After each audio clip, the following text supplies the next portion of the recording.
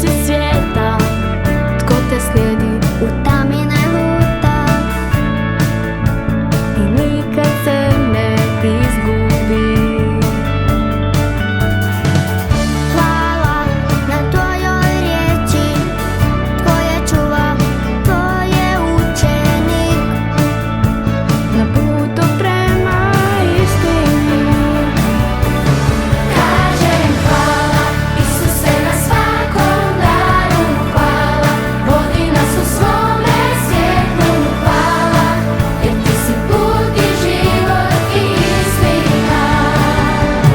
Kažem hvala, Isuse, na svakom daru hvala, čuvaj nas u svome srcu hvala, jer ti si put i život i istina.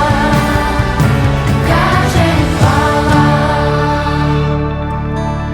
Po tvojoj slobodi život jedino vrijedi, tvoje svjetlo nikad ne